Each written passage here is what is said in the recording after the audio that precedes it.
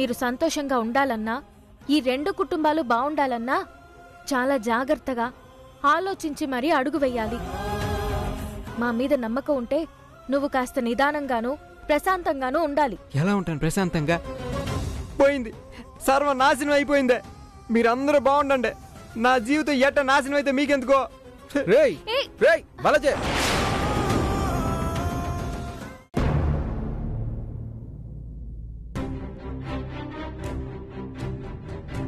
మీ తమ్ముడేంటి అస్సలు అర్థం చేసుకోడు, ఇలా చేస్తాడు? అసలు మనం పూరి బాలాజీల పెళ్లి గురించి ఏమాత్రం పట్టించుకోవట్లేదని వాడు అపార్థం చేసుకుని ఫీల్ అవుతున్నాడు. అయినా ఓ రకంగా అది కూడా నిజమే కదా. ఏం మాట్లాడుతున్నావు? అతను మాట్లాడాడంటే పర్వాలేదు, కానీ నువ్వు కూడా మనమేం పట్టించుకోవట్లేదని మాట్లాడుతున్నావు. మనకి మాత్రం వాళ్ళ పెళ్లి చేయాలని లేదా? వాళ్ళ పెళ్లి గురించి ప్రయత్నం చేయాలని మనం ఆలోచించడం లేదా? మనకి మనసులో ఆలోచన ఉండడం వేరు. వాడి కంటికి కనబడేటట్టు మనం దానికి ఏం ప్రయత్నం చేస్తున్నామో, మనం ఏం మాట్లాడుతున్నాం అనేది ఓడో చూస్తా ఉండలా. ఓడి దృష్టిలో ఓడి కనబడేలా మనం ఏం చేయట్లేదు కదా, అందుకే ఓడు అట్ట మాట్లాడుతున్నాడు. అసలు ఈ పెళ్లి విషయం ఎక్కడ మొదలు పెట్టాలో, ఎవరి దగ్గర మొదలు పెట్టాలో, ఎలా మాట్లాడాలో తెలియటం లేదు. ఒక పక్క మా అమ్మ అప్ప పూరికి అరవింద్కి పెళ్లి చేయాలని అన్ని పనులు మొదలు పెట్టేస్తున్నారు. ఇవన్నీ తలుచుకుంటుంటే అస్సలు టెన్షన్ తగ్గట్లేదు. మనం వెంటనే ఈ విషయాన్ని మీ అమ్మ నాయన దగ్గర కానీ మా అమ్మ నాయన దగ్గర కానీ మాట్లాడే పరిస్థితుల్లో లేం కదా. కాబట్టి మనం ఓ పని చేస్తే బెటర్ ఏమో అనిపిస్తున్నది. ఏంటి? అరవింద్ పాపం మంచి పిల్లోళ్ళనే ఉన్నాడు. అతన్ని పిలిచి జరిగింది చెప్పి ఏదో ఒక కారణంతో ఈ పెళ్ళొద్దని అతను నోటితోనే చెప్పిస్తే? అయ్యో అస్సలొద్దు. అతన్ని పిలిచి మాట్లాడితే అర్థం చేసుకుంటాడనే నమ్మకం నాకున్నది. నేను కూడా అలాగే అనుకుని ఒకసారి చెప్పాలనుకున్నాను, కానీ అతను చాలా సెన్సిటివ్.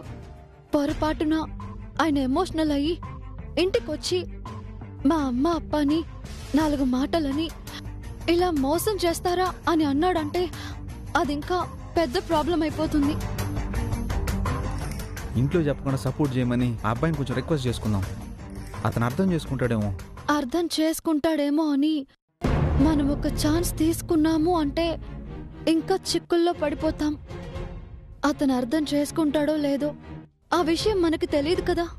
అతను గనక పూరి మెళ్ళో బాలాజీ ఆల్రెడీ పసుపు తాడు కట్టాడు అన్న విషయం మా అమ్మ అప్పకి చెప్పాడంటే వాళ్ళసలు బ్రతకరు. తాళి కట్టిన విషయం ఎందుకు చెప్తామా? పూరి బాలాజీ ఇష్టపడుతున్నారని మాత్రమే చెప్తాం. అప్పుడు కూడా అతను మనల్ని 1,00,000 ప్రశ్నలు అడుగుతాడు. ఈ విషయం ముందే ఎందుకు చెప్పలేదు? నిశ్చితార్థం వరకు ఎందుకు రానిచ్చారు? కనీసం పూరి గాని మీరు కాని నాకెందుకు చెప్పలేదు అని కోపంతో అమ్మ అప్ప దగ్గరికి వచ్చాడంటే ఇంకా చాలా ప్రాబ్లం అయిపోతుంది. పోనీ అట్టయినా మీ అమ్మ నాయనకి ఈ విషయం తెలిసిపోతుంది కదా. నీకు అర్థమవుతుందా నేనేం చెప్తున్నానో? ఏంది? పూరి బాలాజీల విషయం తెలిస్తే మన ద్వారా తెలియాలి, లేదంటే పూరి ద్వారా తెలియాలి. పూరి అయితే అస్సలు నోరు విప్పదు. మనమే ఏదో ఒకటి చెయ్యాలి అంతే తప్ప 3వ వ్యక్తి ద్వారా తెలిసిందే అనుకో, ఇంతకంటే ద్రోహం ఇంకొకటి ఉండదని చాలా ఫీల్ అవుతారు. అస్సలు వాళ్ళు తట్టుకోలేరు. ఇప్పటికే మన పెళ్లి విషయంలో చాలా డిసప్పాయింట్గా ఉన్నారు. 2 పిల్లల్లో ఒకరి పెళ్లి ఇలా అయిందంటే ఏదో కాస్త సర్దుకుని తట్టుకోగలరేమో. పూరి బాలాజీల విషయం తెలిస్తే ఇంకా అంతే. మరెట్టా ఎట్టొకటి చెప్పాలి కదా. అదే నాకు అర్థం కావటం లేదు. ఓ పని చేస్తే ఏంటి? ఈ విషయం గురించి మీ అమ్మ దగ్గర నేను మాట్లాడినా?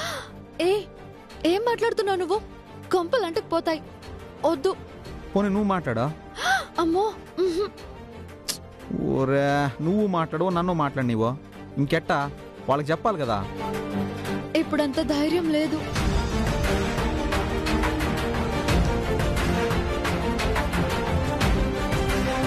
ఊరే వీళ్ళు ఏమన్నా ఉండరా, ఏదో ఒకటి ఐడియా చేయాలా.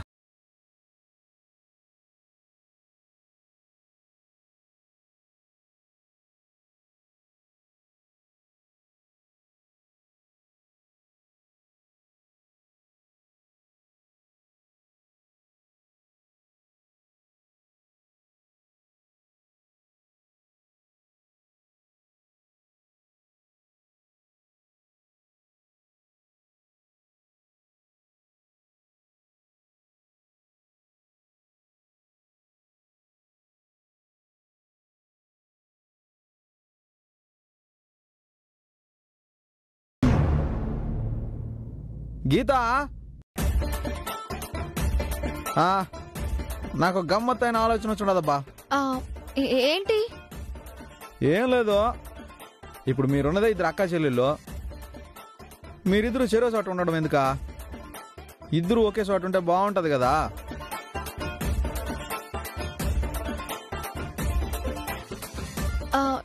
ఏమంటున్నారు మీరు? నాకేం అర్థం కావటం లేదు. ఊరే, ఇప్పుడు న్యాయంగా అయితే మీ అక్క పెళ్ళి అయిన తర్వాత మన పెళ్ళి అయి ఉండాలా. కానీ నా వల్ల పూరికి పెళ్లి కాకుండానే మన పెళ్ళి అయిపోయింది. ఈ విషయంలో మీ అమ్మ మీ నాయనకి నా మీద కోపంగా కూడా ఉండొచ్చు. కానీ నేను నిన్ను ఎంత బాగా చూసుకున్నానో తెలుసు కదా. నా మగుడు బంగారం, నన్ను బ్రహ్మాండంగా చూసుకుంటున్నాడు కదా. ఇప్పుడు అనవసరంగా పూరిని బయట ఇవ్వడం ఎందుకో? బయట ఇవ్వడం అంటే నాకేం అర్థం కాలా. అంటే బయట ఎవడికి ఇచ్చి పెళ్లి చేయడం ఎందుకు అని అడుగుతాడా. మరి పెళ్లి చేయక? ఊరే, పెళ్లి చేయండి అబ్బా. కానీ పూరిని మా తమ్ముడు బాలాజీకి ఇచ్చి చేస్తే ఎట్టుంటది అంటున్నా. ఏమంటావు నువ్వు? బాగుంటది కదా. ఏంటి బాలాజీకా? అవును, ఏ మా తమ్ముడు మంచోడు కదా. అయ్యో, మీ తమ్ముడు మంచోడు కాదని ఎందుకు చెప్తాను? మంచోడు, కానీ అమాయకుడు. మీ అక్క పూరి అమాయకురాలు, ఈడు అమాయకుడు. ఇద్దరు జంట చాలా బాగుంటది కదా. వాళ్ళిద్దరికి పెళ్లి చేసామే అనుకో, మీ ఇద్దరు తోడుకోడలాగా ఒకే ఇంట్లో ఉండొచ్చు. మీ అమ్మ మీ నాయనకి కూడా ఇద్దరు కూతుళ్ళు ఒకే ఇంటి కోడళ్ళు కదా. ఒకరికొకరు తోడుగా ఉంటారు, కష్ట సుఖాలు చెప్పుకుంటూ సర్దుకుపోతారు. వేరే బయట నుంచి ఓ కొత్త కోడలు వస్తే నువ్వెట్ట నెట్టుకొస్తావా అని వాళ్ళకి భయంగా ఉండదా? అయ్యో, మీరేదో అంటున్నారు, కానీ పూరికి ఇష్టం ఉండాలి, మా అమ్మ అప్పకి ఇష్టం ఉండాలి కదా.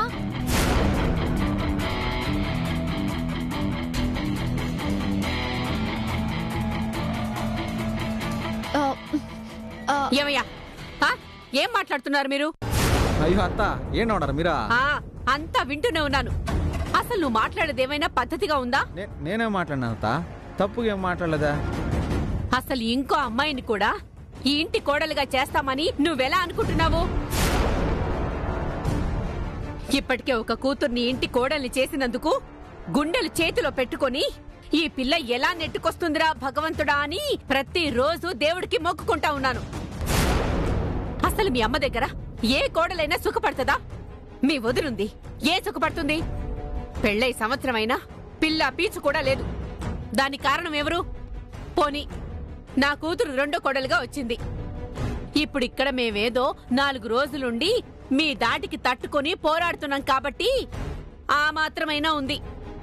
మేము రేపు గడప దాటి బయటకు పోయినామంటే దీని పరిస్థితి ఏంటో ఎవరికీ తెలీదు. మేమక్కడ ప్రశాంతంగా ఏమీ ఉండము. అట్టాంటి ఆవిడికి ఇంకో కోడలొస్తే దాని జీవితం ఎంత మహత్తరంగా ఉంటుందో మాకు తెలుసు. తెలిసి తెలిసి పులిబోన్లోకి వదిలేయమంటావా మా కూతుర్ని? అయ్యో అత్త, మీరు మా అమ్మ గురించి మరీ తప్పుగా మాట్లాడుతున్నారు. ఇదేం బాలేదు. ఏం తప్పుగా మాట్లాడుతున్నానయ్యా? నిజమే కదా మాట్లాడుతున్నాను. మీ అమ్మ దగ్గర ఏ కోడలు సుఖపడదు. కనీసం మా పూరినైనా సుఖపడినివ్వండి. ఆ అరవింద్ వాళ్ళ అమ్మా నాన్న ఎంత మంచోళ్ళో, ఎంత గొప్పోళ్ళో తెలుసా? పైగా తాంబూలాలు పుచ్చేసుకున్న పిల్ల గురించి మీ తమ్ముడికిచ్చి పెళ్లి చేయాలన్న ఆలోచన వచ్చిందా నీకు? అసలు ఆలోచన ఎందుకు వచ్చింది నీకు? కల్లో కూడా అలాంటి ఆలోచన వచ్చిందంటే నేను సహించని చెప్తున్నాను. ఇప్పటి వరకు మీతో మాకున్న తలనొప్పులు చాలు. మీరు బాగుంటే చాలరా దేవుడా అని అనుకుంటున్నాం. పిచ్చి పిచ్చి ఆలోచనలు చేయబాకండి. ఏందత్తా మరి మీరు ఎట్ట మాట్లాడుతున్నారా? నేను ఇలాగే మాట్లాడతానయ్యా. ఏదున్నా ముక్కు సూటిగానే మాట్లాడతాను. మనసులో దాచుకుని మాట్లాడేది మాకు తెలియదు. ఇంకోసారి ఇలాంటి ఆలోచన చేశారంటే బాగా చెప్తాను. ఆగవే బా, నువ్వు ఉండమ్మా. అసలు ఈ అబ్బాయికి ఇలాంటి ఆలోచన ఎందుకు వచ్చింది? మీ తమ్ముడు ఏమైనా పిచ్చి పిచ్చి వేషాలు వేస్తున్నాడా? అయ్యో అమ్మా, ఏంటమ్మా నువ్వు అలా మాట్లాడతావు? అదేం లేదు. పూరి కూడా నాతో పాటు ఉంటే బాగుంటుందని అంటున్నాడు అంతే. బాగుంటారు. అది గాని ఇంటి కోడలైందంటే ఇక అంతే. పిచ్చి పిచ్చి ఆలోచనలు చేయబాకండి, బాగుండదు చెప్తున్నాను.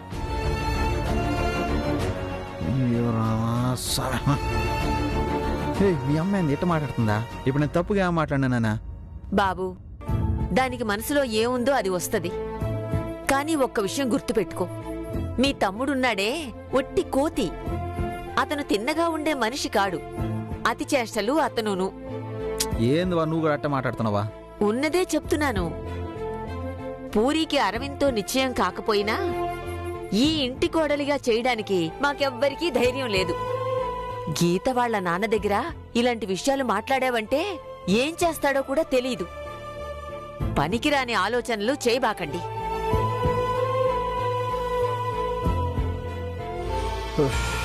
బా ఏందబ్బా ఇదా ఇట్ట బెడిసికొట్టిందా? ఆయన ఏంది మీ అమ్మ ఎట్ట మాట్లాడుతుందా? మా అమ్మ గురించి తక్కువ చేసి మాట్లాడడం మీ అందరికి బాగా అలవాటు అయిపోయినది. అబ్బా అబ్బా ప్లీజ్ ఇంతటితో వదిలేసాయి.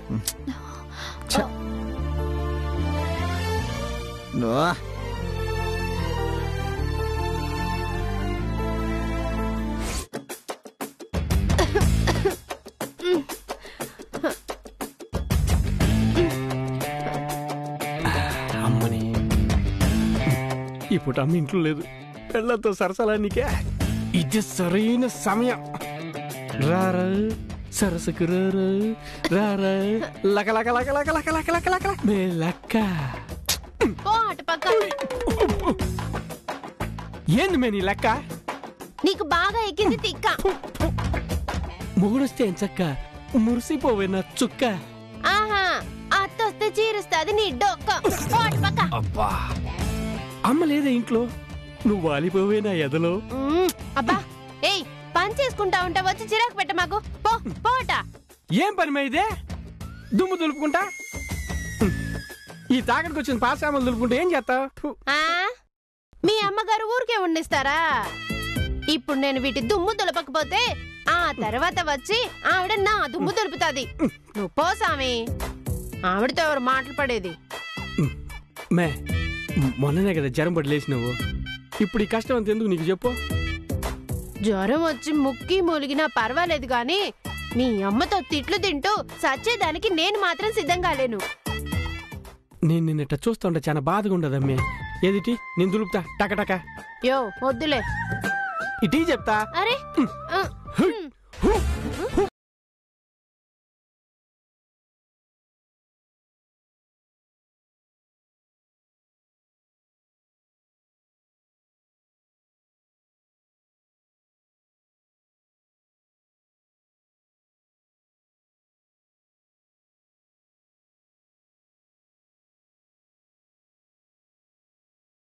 సంబరం.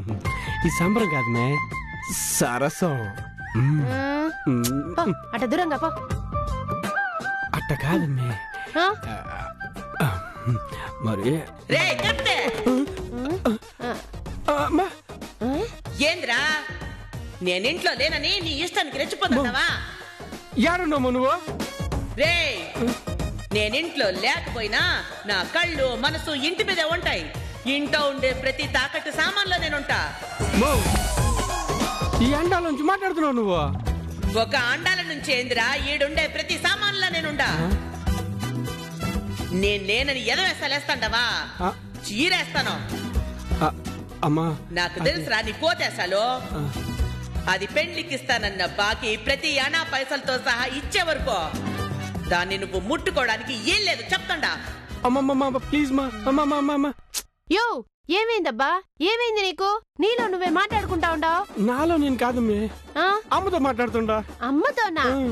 యాడుండాది అత్త? ఇటు చూడు, ఈడుండే ప్రతి తాకట్టు సామాన్లోనూ అమ్మ గొంతు వినపడుతుంటది నాకు. మీ అమ్మ అంటే అంత భయపడేవాడివి ఈ వేషాలు ఎందుకయ్యా నీకు? తాకట్టు సామాన్లు ఉండే చోటు ఉంటేనే కదా ప్రాబ్లము. నువ్వు రా చెప్తా.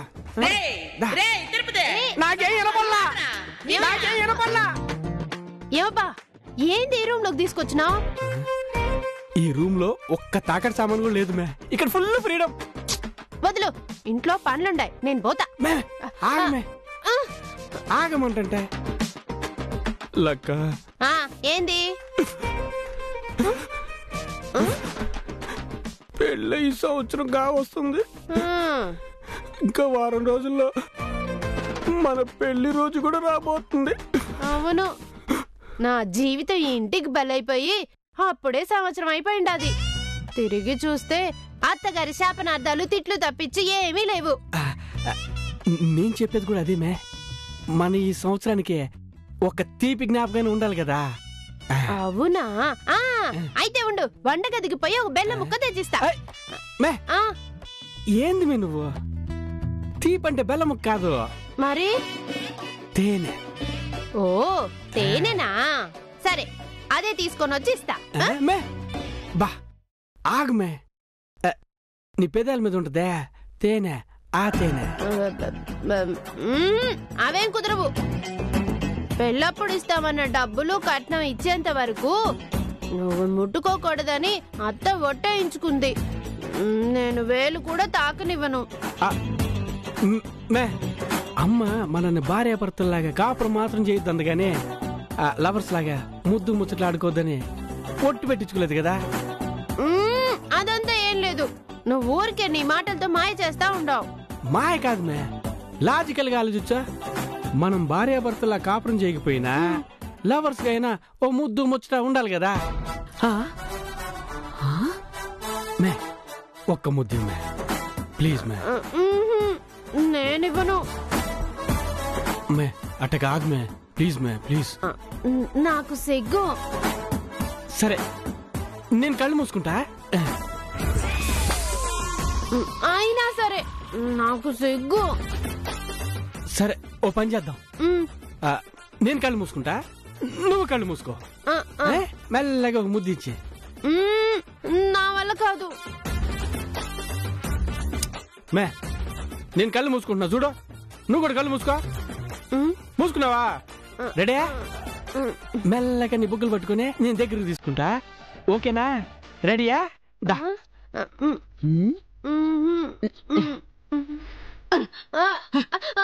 చంపేస్తాను.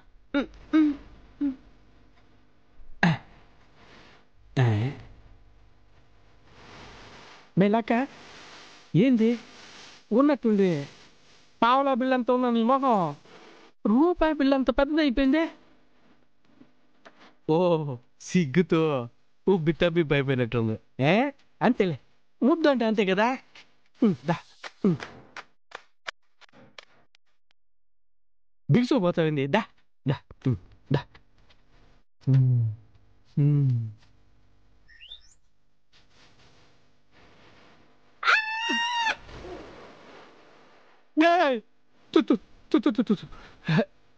కంటికి ఎదురుగా అనుకుండా ఉన్నట్టు నువ్వుండావేందావో ఎడా.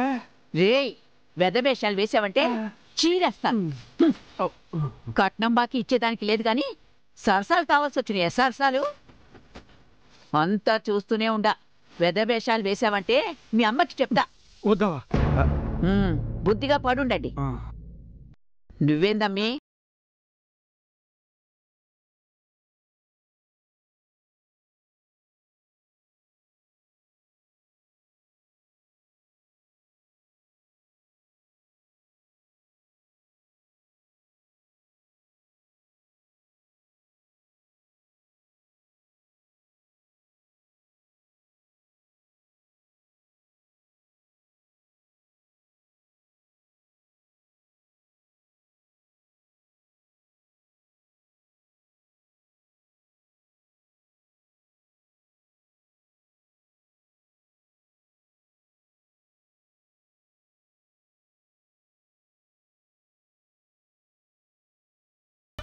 నన్ను క్షమించలక్క.